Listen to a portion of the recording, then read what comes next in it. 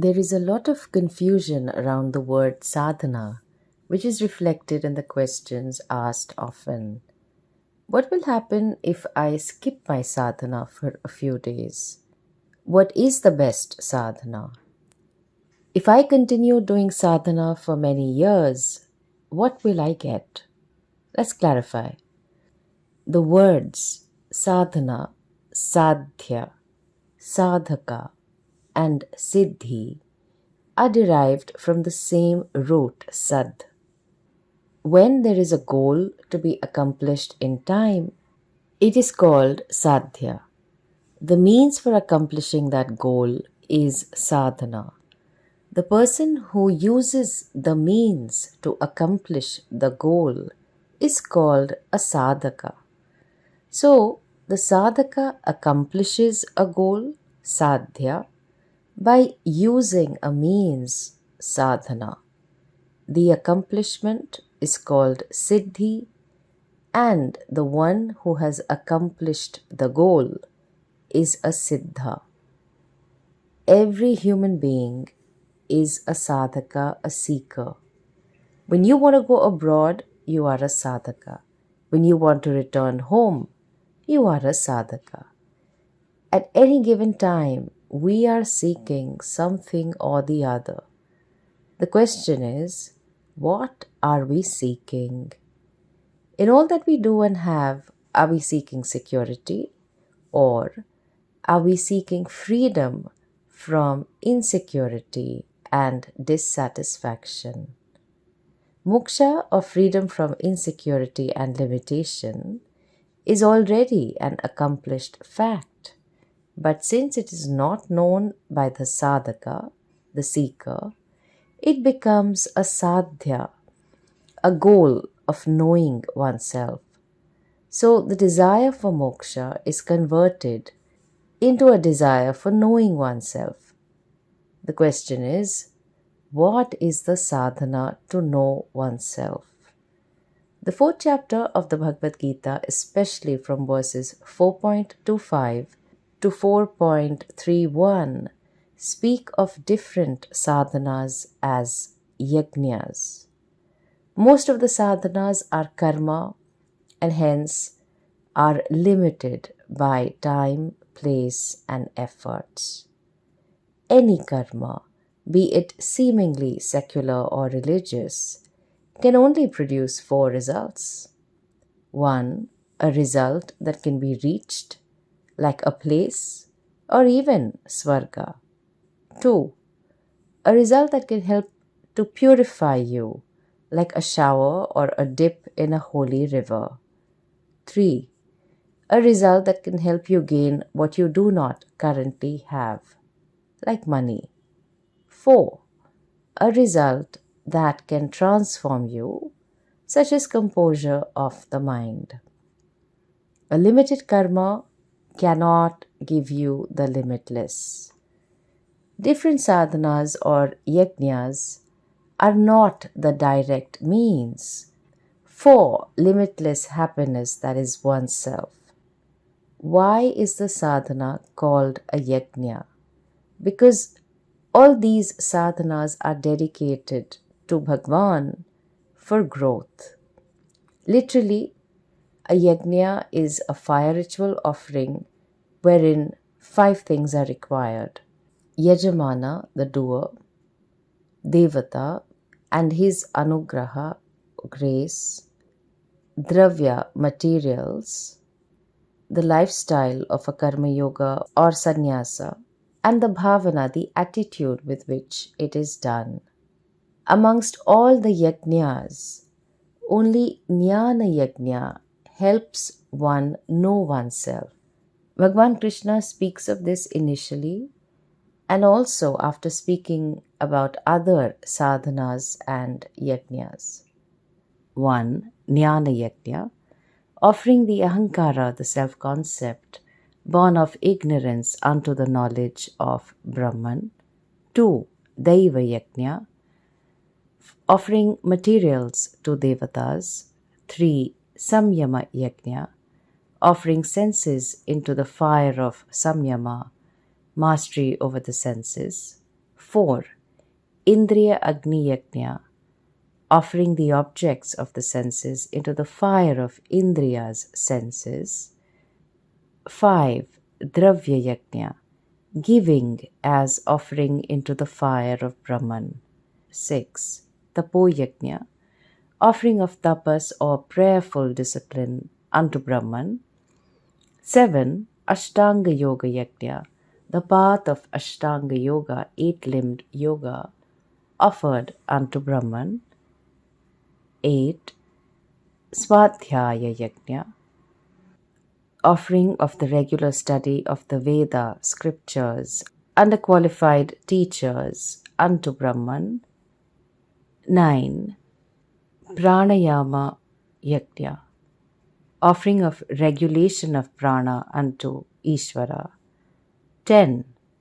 Niyata Ahara Yajna, offering of food unto the digestive fire, Ishvara. We hear about what they are and see the necessity of performing them for purity of mind, and come to which is the best yajna or sadhana. Jnana Yajna, because there is a sacrifice and offering involved for one who pursues knowledge. Knowledge also can be looked upon as yajna and is therefore called Jnana Yajna. The seeker offers himself or herself. Since the seeker alone is offered, who is it that does the offering? If someone else offered the seeker unto the fire, it would be a simple case of murder. But here, because the seeker offers himself or herself, it seems to be a willing suicide. Please don't take this literally. Unto the fire of Brahman is offered the ahankara, the limited ideas that one has of oneself. The ignorant person looks upon himself or herself as one who has doership and experiencership, because he or she takes the body, mind, and senses to be the self. It is this small person, the seeker, who is offered unto the fire of Brahman the knowledge of Brahman. So then, to offer the ahankara unto the knowledge of Brahman, the limitless, is the best form of yajna. The doer of the jnana yajna is myself, the one who knows is myself, what is known is myself, and what is offered unto the fire of Brahman is also myself. It means that I am Brahman, the limitless. This knowledge that I am Brahman is clear vision, samyak darshanam, and is different from the other sadhanas and yajnas that are to follow. When Swami Chinmayananji first started to give talks in cities, he called his talks Jnana Yajna. When curious people would walk in after seeing the poster for the first time to hear a Swami speak of Vedanta in English, they would expect to see an actual Yajna Kunda with fire. Of course, there would be no such fire nor the Yajna Kunda, the contained space where the ritual would be performed. Having said this much, Bhagavan Krishna goes on to describe other yajnas, after which he again praises Jnana Yajna as the best sadhana. The yajnas mentioned are not rituals at all, but because they are disciplines whose purpose is to accomplish moksha by antakarna shuddhi, they are considered to be yajnas. Such disciplines accomplish two goals. One is a certain composure, tranquility, and steadiness of the mind, and the second is maturity, a freedom from the hold of one's ragadveshas, likes and dislikes, that hold one hostage. Some of the yajnas or sadhanas mentioned are: 1. Daiva Yajna, offering materials to devatas. This is done in a fire ritual offering or a puja or chanting of stotrams. The result of doing these karmas or sadhanas is getting punya in the form of what one wants: health, wealth, harmony in relationships, fame, power, freedom from obstacles, and even going to Swarga. Performing Deva Yajna helps us appreciate the world as a manifestation of Bhagavan. It helps us to be in harmony with the world, and hence Deva Yajna releases us from the hold of ragas and dveshas and gives antakarna shuddhi. 2. Samyama Yajna. Offering senses into the fire of samyama, mastery over the senses. The eyes, nose, tongue, skin, and sense of touch are the organs through which sense perceptions such as hearing, seeing, smelling, tasting, and touching respectively take place. Here, the organs of sense perception and the organs of action are offered unto the fire of self-mastery. Does one pluck off the ears and nose or pull out the eyes and tongue to offer them unto the fire? Of course not. In fact, the person does not do anything. The sadhana here is control of the senses or inner mastery, samyama. People who practice this are not carried away by their fancies. All of one's activities are conscious and deliberate. When a person practices sense control, what he destroys or offers is undisciplined sense organs are offered into sensory discipline. Undisciplined sense organs are as though offered because when you offer the oblation, it disappears. When you offer ghee into the fire, after the oblation, ghee is no more there.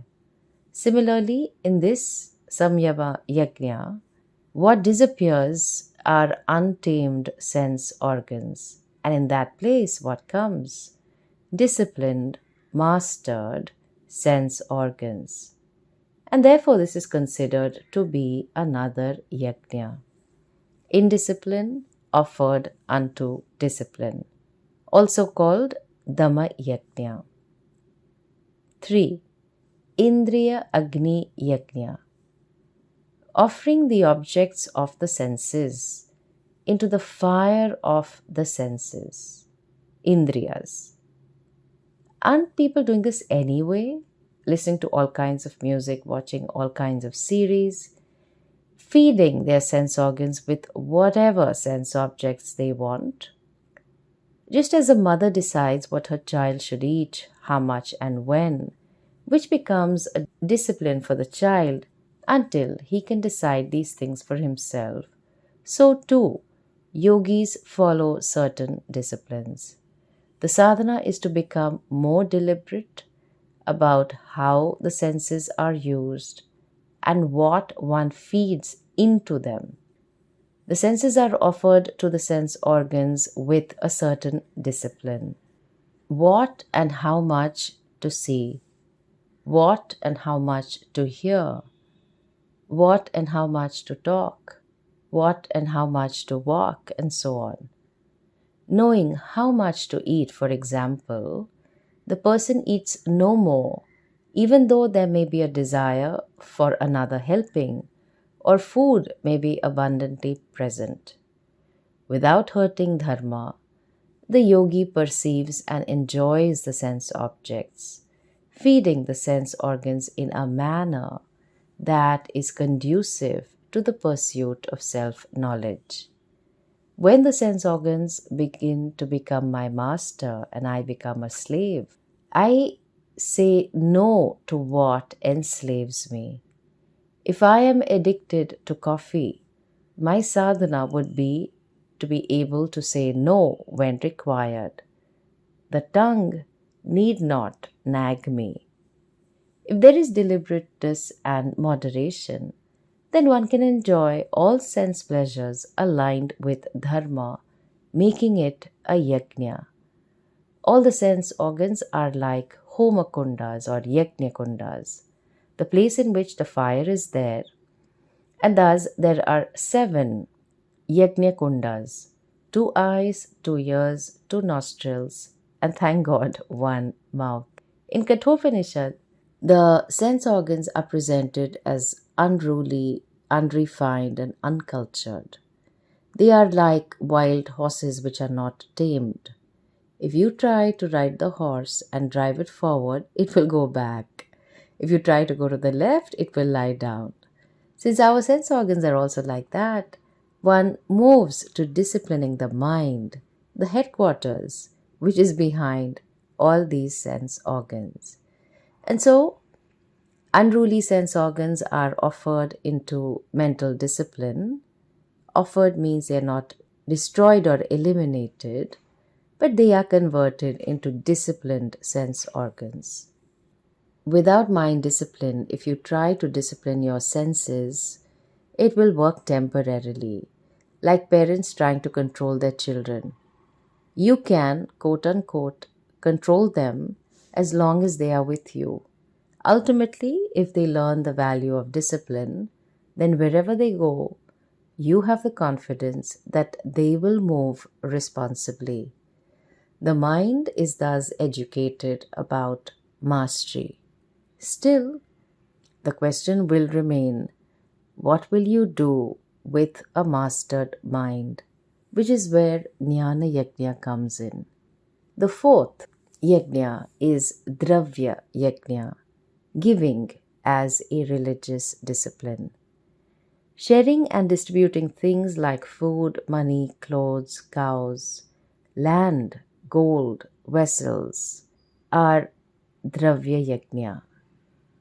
If you consider the river receives water from the mountains. On the one side it receives, and on the other side the river goes back into the ocean. The ocean does not keep all the water. Some of it is handed over to the clouds. From the clouds to the river, and the river again gives it back to the ocean. If one studies the creation, everything is cyclic and mutually dependent on each other. If there is stagnation in society, then there is imbalance. The divide between the rich and the poor just becomes bigger and bigger, and soon enough it will contribute to crime. We give because we are blessed to receive. Out of wisdom and understanding, we come forward and share. When one has a small heart, the person is interested only in getting. He is not interested in giving, or he is not interested in proportional giving. Like some companies will give 25 lakh rupees as donation and spend another 50 lakhs for publicity. By doing Dravya Yajna, we become free from the limited ideas of me and mine and expand it to include others. In this way, it helps in Antakarna Shuddhi. 6. Tapo Yajna, religious austerities. Offering of tapas, prayerful discipline unto Brahman. Tapas refers to any kind of prayerful discipline involving denial, undertaken for the sake of atonement or discipline. The vows that one takes are also tapas. Such people are called tapo yajnas. Tapas is not just any discipline, it is a prayerful discipline. Otherwise, even jogging and aerobics would become yajnas, as some denial of comfort is involved. For example, some people take a vow of not eating on Ekadashi, the 11th day of each month, and spend the day in prayer. If one spends too much time thinking of food and planning for the feasting that comes after the fasting, then it may not be tapas. How so? We are drawn to what gives us pleasure and comfort, be it your comfort food, walking with footwear, using our time for mindless entertainment. And so, to neutralize our raga towards comforts, we deliberately fast for a length of time or walk barefoot or long distances, like on a Tirtha Yatra, or use the time deliberately for japa. Tapas involves saying no to whatever one regularly does. For the yatra to Shabrimala, men take a vratam of 41 days. They sleep on the floor, do not use footwear, wear black clothes, and for the yatra, walk 48 miles. For Shivaratri Vratam, one foregoes sleep for the whole night, unlike other nights, and spends it in prayer. Here the attitude is religious and therefore the punya obtained is limited, and it is for antakarna shuddhi, a neutralization of our ragas and dveshas. Ashtanga Yoga, the path of Ashtanga Yoga, eight-limbed yoga offered unto Brahman. Seekers who follow Ashtanga Yoga, eight-limbed yoga, are called Yoga Yajnas. Rishi Patanjali defined the eight limbs as yama, abstinences from adharma such as ahimsa, non-harming, etc., niyama, observances of dharma such as shaucham, external and internal cleanliness, etc., asanas, postures for flexibility, strength, endurance, and stamina, pranayama, different ways of regulating the breath, pratyahara, withdrawal of the senses into oneself, dharana, focus concentration on an object or Bhagavan, dhyana, meditation, and samadhi, resolution of the meditator into the meditated. Ashtanga Yoga is a prayerful discipline which is seen to have come from Bhagavan, carried forward by a lineage of rishis, gurus, and acharyas. Naturally, the Lord is worshipped. The asana of Surya Namaskara is a form of worship to Surya Devata. There were mantras for a lot of asanas earlier, but these have been lost in time. Ishvara Pranidhanam is one of the prescribed observances, niyamas. Swadhyaya, study of oneself in the light of the scriptures, is also a niyama and observance. Yoga taught as a part of a lineage cannot be taught without the worship of Ishvara. With a strong dharmika and ethical foundation of life, the body becomes strong and disciplined through yogasanas. There is composure of the mind through pranayama and greater focus through pratyahara and dhyana. If just the discipline of asanas daily brings so much well-being into one's life, then how much more will the entire system of Ashtanga Yoga help? Because of the popularity of yoga, most people think that it is the last word in spirituality. However, Bhagavan Krishna considers it as one of the great disciplines for preparation for Vedanta. 7. Swadhyaya Yajna, offering of the regular study of the Veda scriptures under qualified teachers unto Brahman. Most of us are descendants of a particular rishi, and our Gotra name reveals that. If you do not belong to the Bharatiya culture, then you can claim to be from the Kashyapa Gotra or the Bharadvaja Gotra. Each Gotra has a Veda that the descendants have worked hard to preserve, as it is a part of their sacred duty. How? By learning the Veda and most importantly learning to chant and recite their own Veda.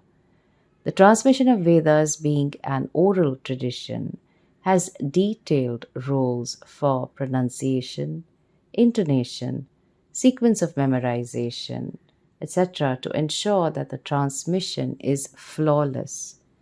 Many Hindus allocate some time every day to chant a portion of the Bhagavad Gita or the Bhagavatam or Ramcharitmanas or sections of the Ramayana or some portion of the Shastra.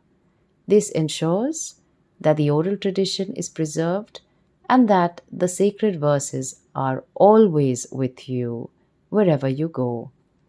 Swadhyaya Yajna refers to those who learn to chant or recite their own Veda.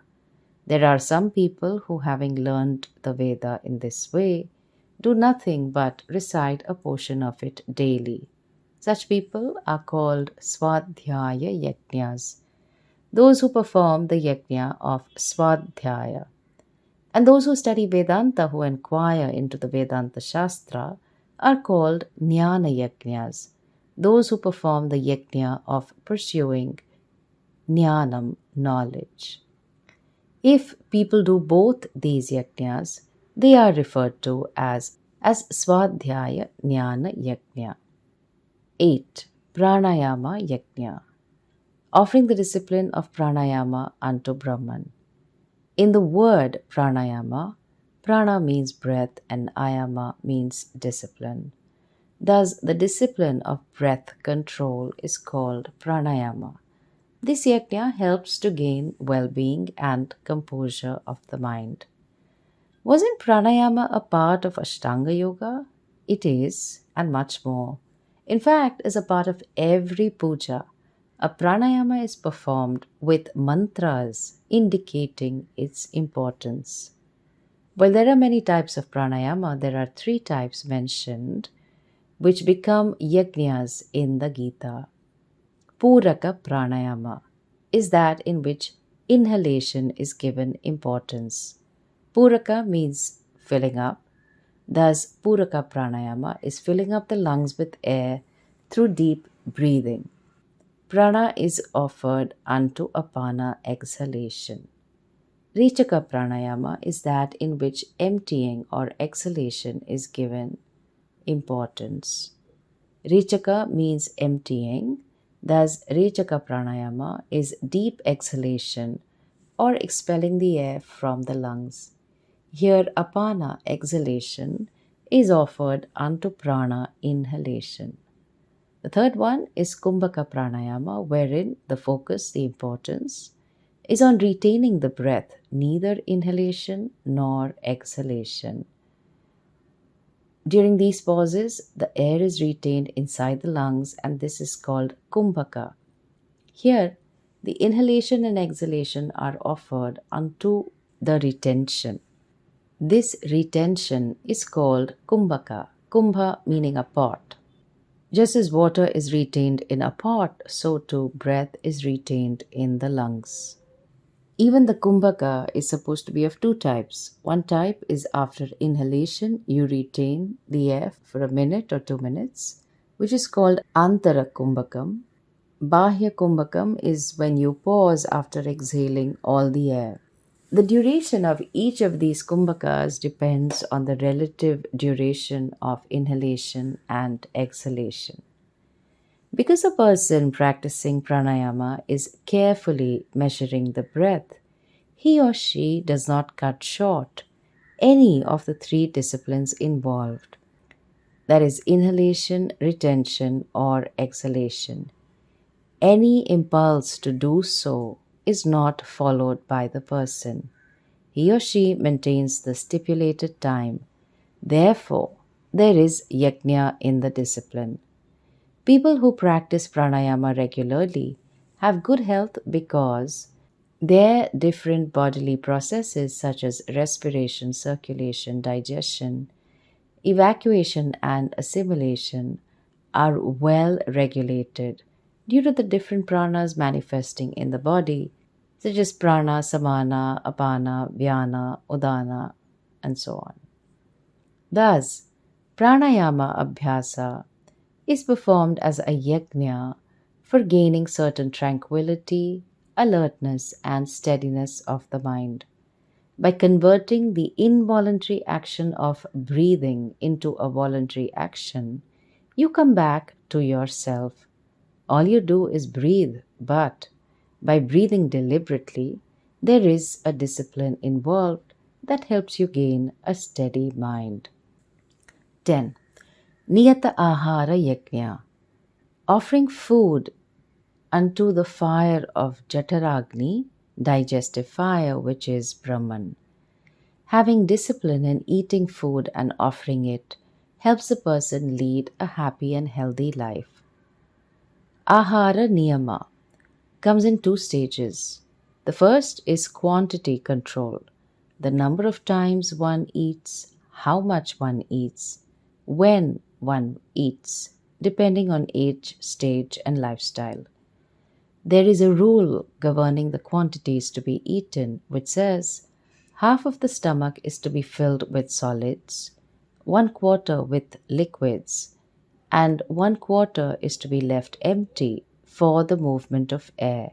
In other words, the fourth quarter is to be left alone. The second is quality control. One reduces overly spicy, overcooked, stale food and makes informed choices about fresh, wholesome vegetables, cereals and grains, pulses and fruits, and healthy fats.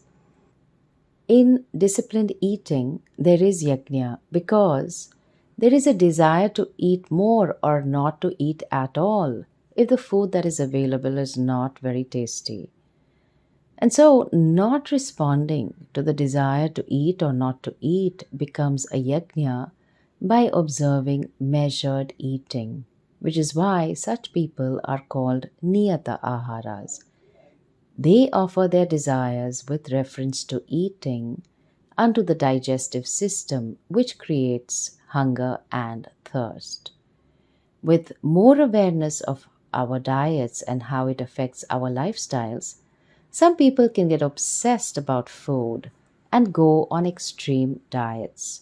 Some, while eating breakfast, are planning for lunch, and while eating lunch, are planning for a snack, and while doing that, they are planning for dinner.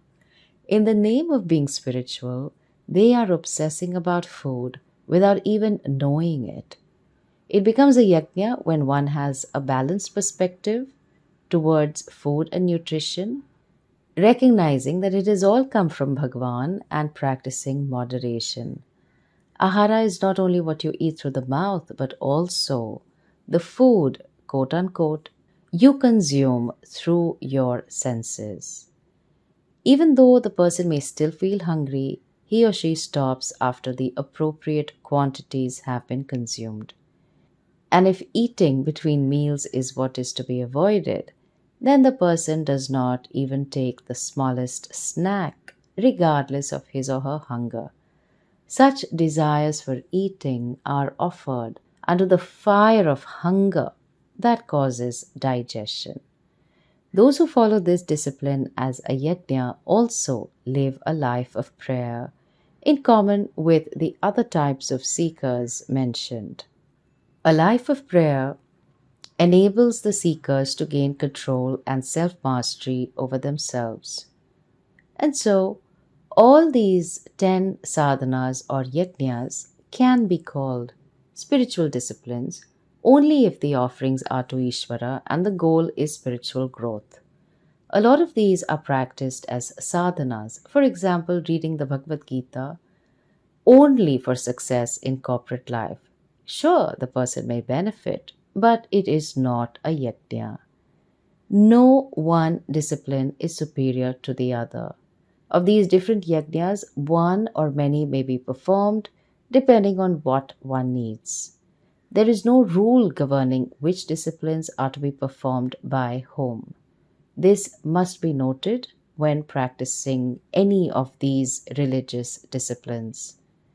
A mumukshu, a person seeking moksha, is expected to have enough objectivity regarding which sadhana or yajna the person truly needs to transform oneself into a qualified receptacle for self-knowledge. Sadhakas must steer away from developing a sense of superiority because of the sadhana they are practicing. The purpose of performing all the yajnas is yajna kshapita kalmashaha, destroying the impurities and the defects of the mind. Anything that obstructs you from having a pure, calm, and cheerful mind necessary for self-knowledge is a defect. What is simple and beautiful about all these sadhanas is that Everyday actions such as eating, breathing, engaging with the world, self-mastery, giving, disciplined habits can all be converted into a yajna for spiritual growth by offering these unto Ishvara. If one cannot perform any of these yajnas, religious disciplines, one can neither have happiness here in this world nor even in another world. Neither does the person have the discipline to enjoy the pursuits of this world, nor will the person attain the punya necessary to go to Swarga. Further, although all these yajnas and sadhanas are enjoined by the Vedas, all yajnas are limited time wise, place wise, and effort wise, and hence cannot give one the limitless that one is seeking. Really speaking, all actions are resolved into the knowledge of Brahman being Atma. Therefore, Brahma Yajna or Jnana Yajna is the only one which liberates one from the sense of bondage of life and death, sorrow and ignorance. The person sees that everything here is one non-dual Brahman, which is non-separate from him. The doer is Brahman, the object of the action, karma, is Brahman, and all the karakas, facilitators for action, are also Brahman the limitless. Finally, the actor itself is Brahman, and the person who has gained this vision is also Brahman. Everything is Brahman, appearing as forms. This vision makes life a luxury. Bhagavan Krishna, in describing these sadhanas, does so in the context of it being done as a qualification for moksha or self-inquiry. Being desirous of moksha, such people gain the kind of mind that can inquire and gain the knowledge of Brahman. The knower of Brahman being non-separate from Brahman, Atma already being Brahman, knowledge of this fact alone makes seekers gain Brahman. In the 4th chapter, Bhagavan introduced the topic of Jnana Yajna, saying that it was the best yajna or sadhana. Knowing that we were not quite convinced, he spoke about a lot of other sadhanas and yajnas. He finally returns to Jnana Yajna. Shreyan dravya mayad yajnat jnana yajnaf parantapa sarvam karma khilam partha jnane parisamapyate. 4.33. Translation: Arjuna, the scorcher of foes, this discipline of knowledge is superior to religious disciplines performed with materials. Partha, that is Arjuna, all actions in its entirety get resolved in knowledge. Any ritual implies a karta, a doer, as well as various materials, and is therefore an initiator of results, whereas Jnana Yajna is swallower of all results. The pursuit of knowledge itself is the Yajna. Jnanam eva Yajna. Because Jnana Yajna swallows the karta, the doer, it does not further perpetuate samsara. It swallows samsara, a life of becoming. Jnana Yajna does not initiate any result because it devours the notion that you are the doer. As long as you question what is the Atma along with your inference and perception, the karta, the one who inquires, infers, and perceives, will remain. If, on the other hand, the karta is exposed to the teaching of Vedanta, the karta, the doer, will be swallowed. Vedanta tells a karta, you were never the karta, the doer. You think you are the karta because you do not understand what the Atma is. Doership is just a thought that comes and goes. When that thought is not there, like in deep sleep, Where is the karta? Or between two thoughts, where is the karta? There is no karta. You are a karta only. You perform no action at any time. You are not the thought, you are the one behind every thought. The thought is you, no doubt, but you are free from the thought. When thought goes, you are, and when thought is there, you are. Like this, Vedanta teaches the karta that he or she is a karta, thereby knocking off the karta, the doer. Knowledge and karma are two different orders of reality. Knowledge deals with the absolute, and karma is completely swallowed by that knowledge. Also, in terms of the result achieved, there is no possibility of comparison. The result achieved by any karma is limited, and that achieved by knowledge is limitlessness itself. Jnana Yajna is said to be superior of all the yajnas because knowledge destroys all karmas, meaning that karma in its entirety resolve in knowledge. When you gain this knowledge, everything belongs to you. Karma phalas can only give you limited happiness, sukha, whereas knowledge gives you absolute happiness, paramananda. In Paramananda, even the little happinesses are included, which is why Bhagavan Krishna says that karma resolves in knowledge. Jnane parisamapyate. Om Shanti Shanti Shanti.